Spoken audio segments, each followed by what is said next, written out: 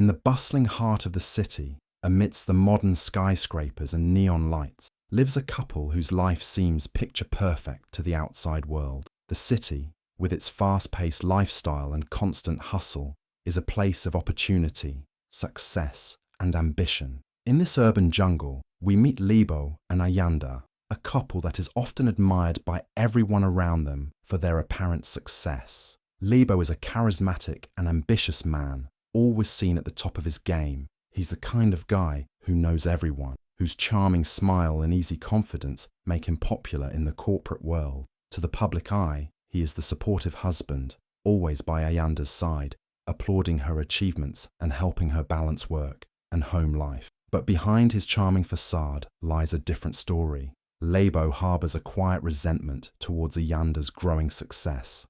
As her career takes off, so does his jealousy. While he smiles for the cameras, deep down, he feels overshadowed by his wife, whose fame and wealth are steadily outpacing his own. Ayanda, on the other hand, is a brilliant entrepreneur and a gifted herbalist. Her company, Earthskin Remedies, has quickly become a household name, offering natural healing products that have helped countless individuals recover and thrive. Her products, known for their powerful healing properties, are sought after in the city and beyond. Ayanda has worked tirelessly to build her empire, and her hard work has earned her respect, not only as a businesswoman, but also as a woman of wisdom and strength. She is the epitome of success, admired for her vision and her unwavering commitment to empowering others, especially women. Together, Ayanda and Lebo appear to be the ultimate power couple. They are celebrated for their hard work, their partnership, and the way they balance personal and professional life. The city looks up to them, thinking they have it all: love, success, and mutual respect. But behind the scenes, there's a growing tension. Lebo's feelings of inadequacy and envy are beginning to fester, and Ayanda's blind trust in him might just be her downfall. What the world sees as the perfect couple is actually a ticking time bomb, and soon, everything is about to change.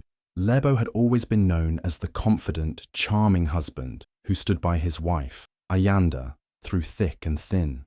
In public, he smiled at her achievements and clapped the loudest at her success events. But behind the smile was a storm brewing quietly inside him. Every time someone praised Ayanda for her brilliant business mind or for how Earthskin Remedies had changed their life, Lebo felt a sharp sting in his chest.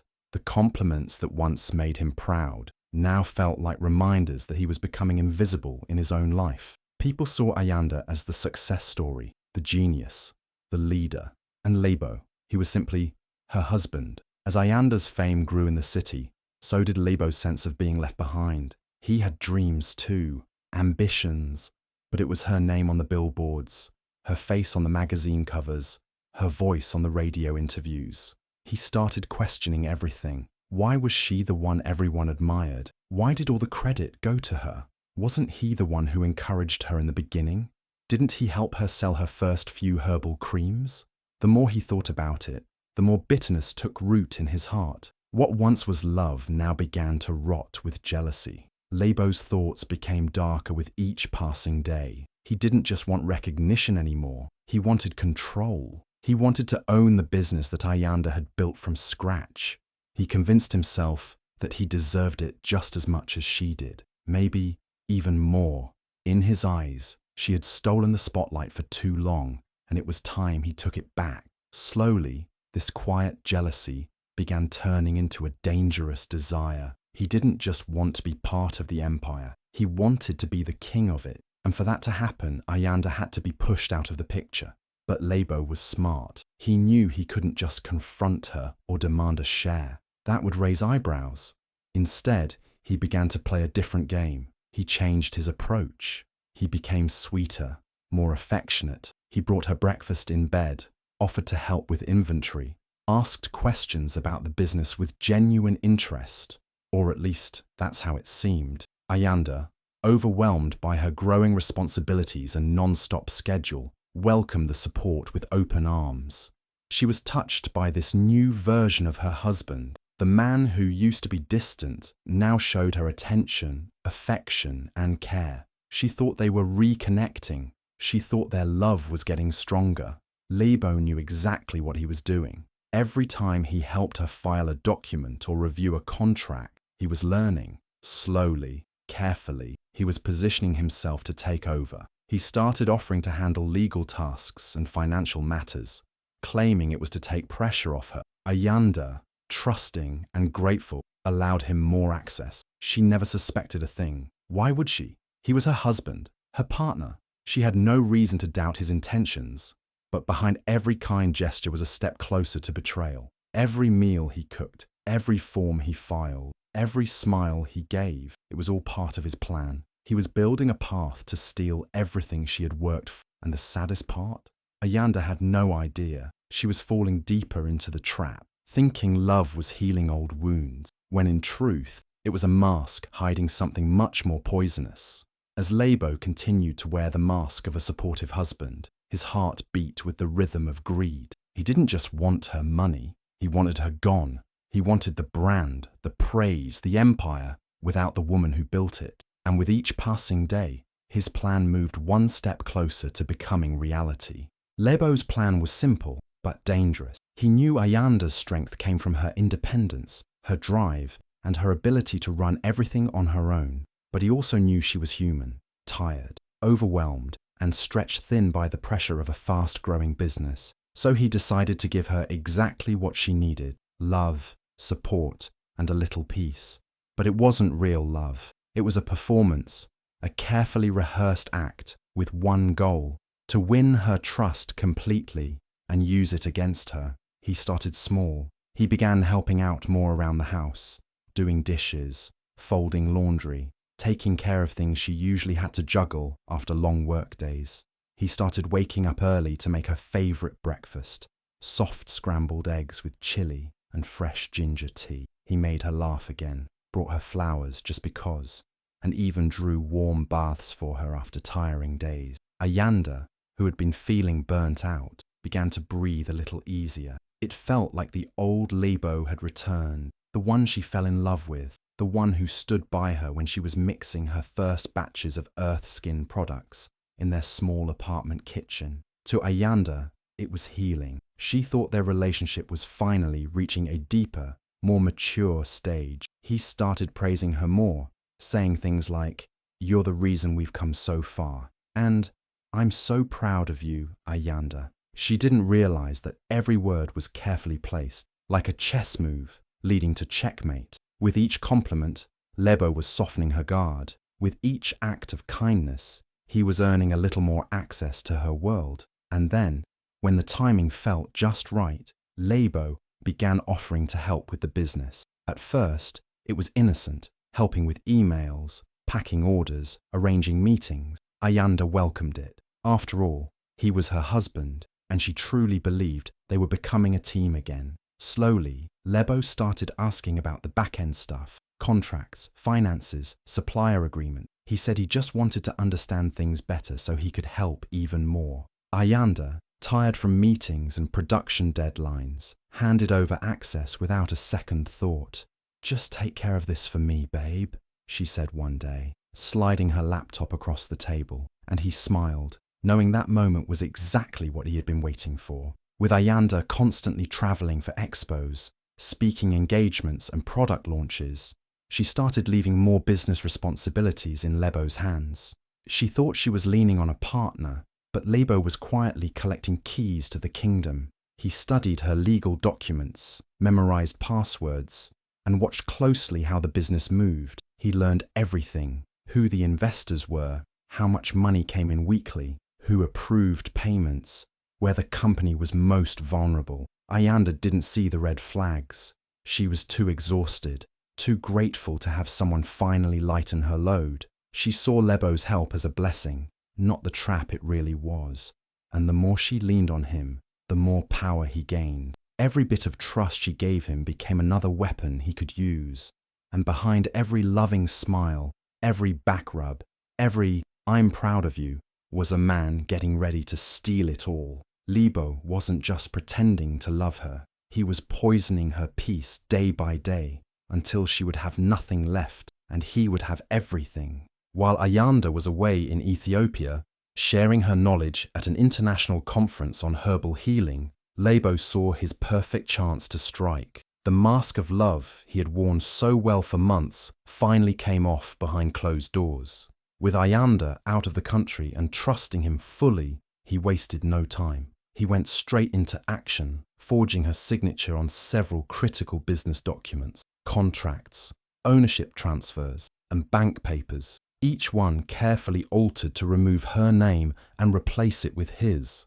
In a matter of days, he made himself the legal owner of Earthskin Remedies. The company she had built with her own hands now belonged to him on paper. Lebo didn't stop there. He accessed their joint bank accounts and emptied every last coin, moving all the money into secret accounts under his name. These were funds Ayanda had saved from years of hard work, money she had planned to use for expansion, for charity projects, for creating opportunities for other women. Gone, all of it, stolen with a few clicks and forged signatures. The man she had trusted the most had become the one to strip her of everything she'd worked for. But Lebo knew that stealing her business wasn't enough. He wanted to erase her completely. He began preparing a divorce, one built on lies and deceit. He filed legal papers claiming that Ayanda was mentally unstable, attaching fake medical documents that painted her as someone suffering from spiritual madness. He whispered carefully crafted stories to people who once loved her. To the elders, he played the role of a heartbroken husband, trying to protect himself. He said Ayanda's success had come at a price, her mind, that her obsession with herbs and ancient healing had taken her too far, and that she was no longer the woman they thought they knew. His manipulation worked. One by one, people began to doubt the woman they once celebrated. After all, she'd been so caught up in her work, she had been traveling a lot, she talked to plants, and believed in ancient rituals. Maybe, they thought, Lebo was right. Maybe she had lost her way. Ayanda returned home full of excitement, carrying new ideas, new formulas, and new hopes. But the moment she arrived, her world collapsed. Her key didn't work on the door of the home she shared with Lebo. Confused, she tried again, only to realize the locks had been changed. She knocked. No answer. She called him. No response. She rushed to her office, hoping for clarity, only to be met by unfamiliar faces, and her name missing from the business sign. Her assistant, now cold and distant, told her everything was under new management. Her bank cards didn't work. Her access was blocked. The business phone line disconnected. Everything was gone. She stood frozen, her heart pounding, unable to believe what was happening. The man she had trusted, the man she had loved, had taken everything. Her name, her brand, her money, her home, snatched away like it was never hers. Humiliated and heartbroken, she wandered the city streets, trying to make sense of it all. People she'd once uplifted turned their backs on her, now believing she had lost her mind. Rumors followed her like shadows, whispers, pitying glances. Ayanda had given her love, her life, and her legacy to someone who, in the end, only saw her as a stepping stone. She was left with nothing, not even a place to sleep. And yet, deep inside that pain, something ancient and powerful was starting to wake. Ayanda sat alone on a cold park bench, her suitcase beside her, her hands shaking, and her heart shattered. The same streets where people once greeted her with smiles now felt distant and cruel. The silence around her screamed louder than any words. She kept replaying everything in her head: Lebo's soft lies, his sudden affection, how she had trusted him so blindly. It was like her soul had been ripped from her body. She couldn't understand how the man she loved, the man she built her life with, could do this to her. Every memory of him now felt like poison. The betrayal wasn't just about money or business. It was the breaking of something sacred: love, trust, partnership. For days, Ayanda couldn't eat. She couldn't sleep. She barely spoke. Her phone kept buzzing with messages, not of support, but of gossip and blame. People whispered behind her back, called her crazy, said she had brought it on herself. Some even believed Lebo's lies about her being unstable, about her losing control because of her spiritual obsessions.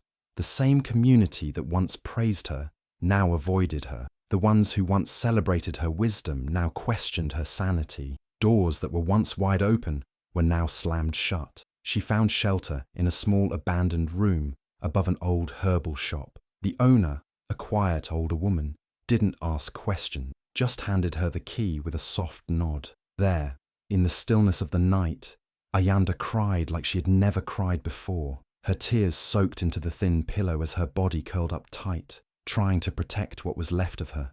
She wasn't just grieving the loss of her business or her home. She was mourning the death of her belief in love. She stopped looking in mirrors. She couldn't face herself. Her mind became a storm of questions.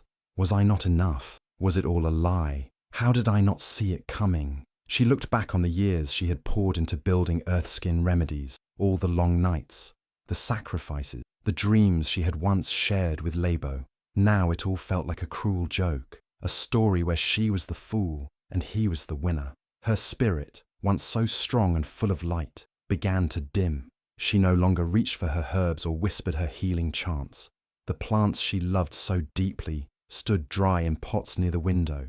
Even they seemed to grieve with her. Ayanda wrapped herself in silence. The world outside moved on, but inside her, time stood still. No one came to check on her. No one asked if she was okay. The betrayal was so public, so dramatic, and yet her pain was invisible. The cultural shame hit her like a wave. In a world where women are expected to stay silent, strong, and smiling, she now stood alone, labelled broken and forgotten. But in her solitude, something was slowly shifting, something deep within. It was faint, barely there, but real.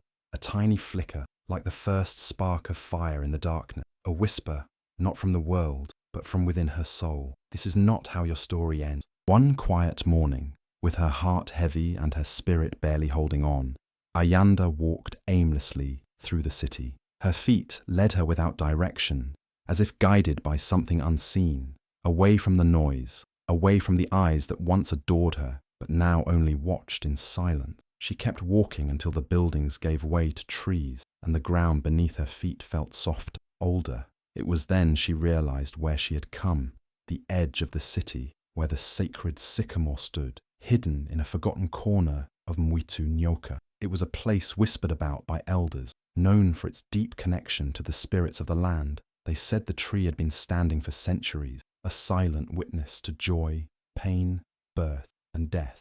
Ayanda approached it slowly, her hands brushing the bark, rough and warm like it was breathing. The air around it felt different, thicker, quieter, alive. She sat at its base, exhausted, letting her back rest against its trunk, and finally let out a deep, broken sigh. It was there, in that silence, that she heard the soft footsteps. Shida appeared as if from the tree itself, an elderly woman, her eyes covered with a faded cloth, her long grey hair braided with dried herbs. Though blind, her gaze felt as though it could see into Ayanda's very soul. She didn't ask questions. She simply sat beside her, humming a low tune that vibrated through the ground. Then she reached into a worn leather pouch and pulled out a small glass vial. Inside it was dark soil and tiny snake scales, glittering slightly in the sunlight. She placed the vial in Ayanda's hands and said, in a voice both soft and sharp, "When a man turns poison into power, the earth always returns his venom to his mouth."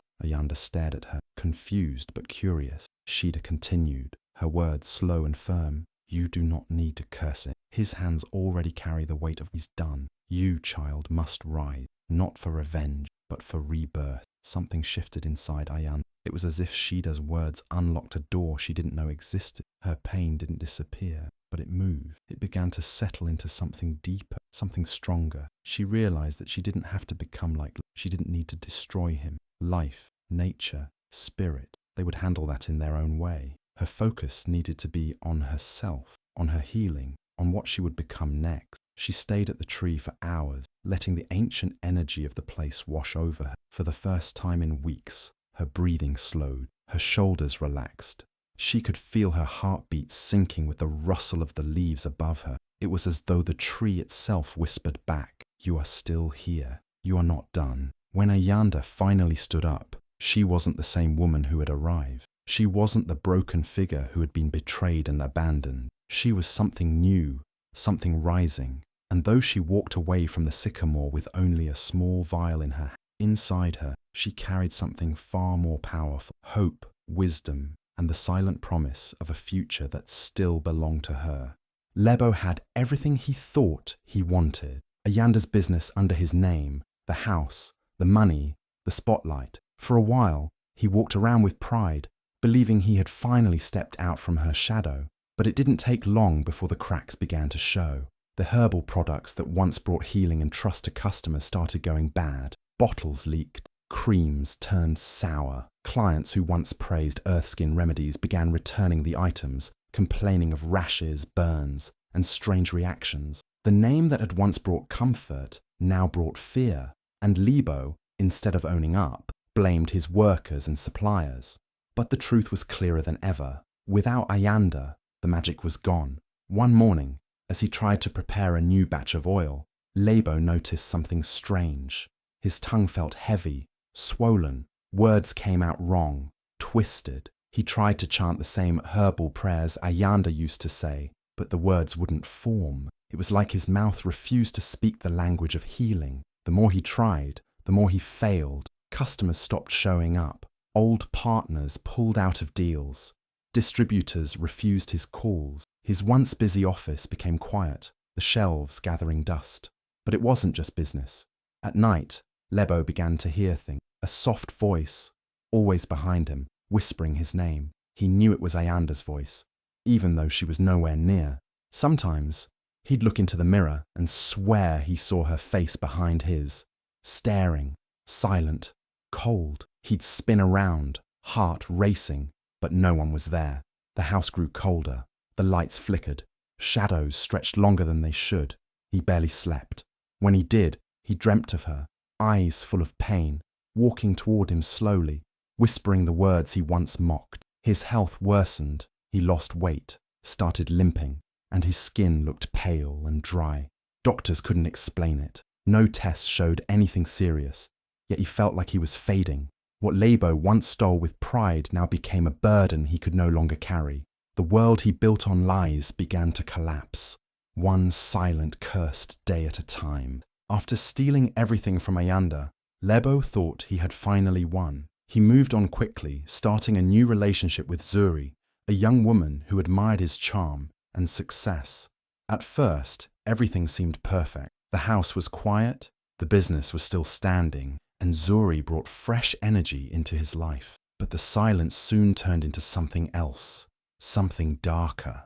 Zuri began to hear soft whispers late at night, voices she couldn't understand, calling her name from corners of the room. Shadows moved across walls even when no one walked by. Doors creaked open by themselves. Lights flickered without warning. At first, she thought it was just her imagination, maybe stress. But then it got worse. One night, Zuri woke up screaming. Her body was covered in bruises, marks she couldn't explain. Her arms, legs, and even her back showed signs of being gripped tightly. But there was no one there. She hadn't fallen. She hadn't been touched. She started feeling afraid of the house, of Lebo, and most of all, of whatever energy filled the space they lived in. She tried to leave, but Lebo begged her to stay. He was falling apart too, but he couldn't admit it. Lebo's mental state began to crumble. He couldn't focus, couldn't work, couldn't even eat properly. Simple tasks like writing emails or answering calls became impossible.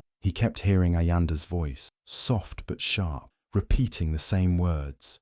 You stole what was never yours. Her presence felt everywhere. Sometimes he saw her reflection in windows. Other times he'd catch the scent of her herbal oils lingering in the hallway. The fear began to consume him. His business, already on the edge, finally collapsed. Investors backed out. Suppliers cut ties.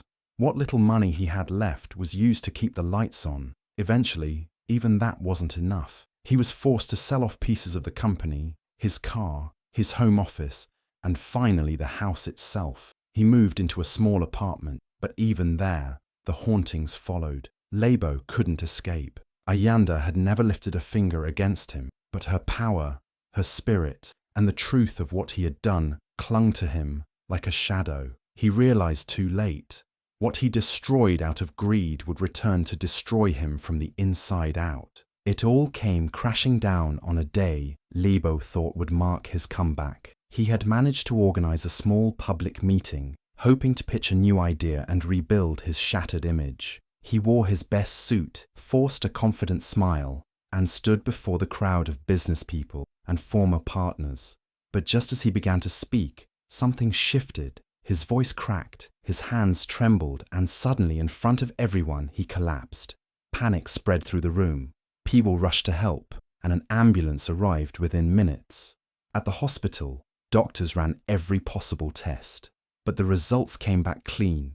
No stroke, no heart attack, nothing they could explain. Physically, Lebo's body was alive, but he wasn't there anymore. His eyes were open, staring blankly at the ceiling. His mouth moved, but no words came. His hands twitched, but he couldn't hold anything. It was as if something invisible had frozen his soul in place, leaving only a silent, helpless shell behind. Word spread quickly. The man who once stood tall beside Ayanda, who was praised for charm and ambition, was now confined to a hospital bed, unable to blink with intention or whisper a single word. His new partner left, old friends disappeared, his home was sold, his money vanished with the same speed he had taken Ayanda's. People in the city began to talk. Some said it was stress, others believed it was justice from the universe. But those who truly knew the story, those who remembered Ayanda, her kindness, her healing, her strength, whispered that it was karma, a judgment that couldn't be avoided. Lebo had tried to steal light that wasn't his. He had betrayed a woman who loved him, crushed her dreams, and laughed while doing it. But fate watched, and now he was the one left powerless, voiceless, with nothing but time to remember every cruel step he took. He had gone from a man who controlled everything to a man who couldn't even control his breath. And in the city, whenever someone spoke of betrayal or greed, someone would always bring up Lebo's name, not as a hero, not as a businessman, but as a warning, a reminder that no matter how clever your lies are, the truth always finds its way back. After being betrayed and left with nothing, Ayanda found the strength to rise again. She did not let pain define her. Instead, she turned it into power. She opened the Mother Root Circle, a healing and empowerment center for women who had been hurt, abandoned, or broken. Here she taught herbal wisdom, emotional strength, and self-reliance. Her once stolen business, Earthskin Remedies, began to thrive again under her leadership. It became bigger and more respected than ever before, known not just for its healing products, but also for the strength of the woman behind them. Ayanda became more than a healer. She became a symbol of survival, power, and quiet justice. People admired her not only for her skills, but for the grace with which she rebuilt her life. When asked about Lebo, the man who took everything from her, she would only say, "He divorced me for my empire, but the earth divorced him from peace." Her words stayed with everyone who heard them. Ayanda's story lived on as a powerful lesson. Those who betray goodness and love will eventually face the consequences of their actions, and those who rise from the ashes, like Ayanda, inspire others to do the same.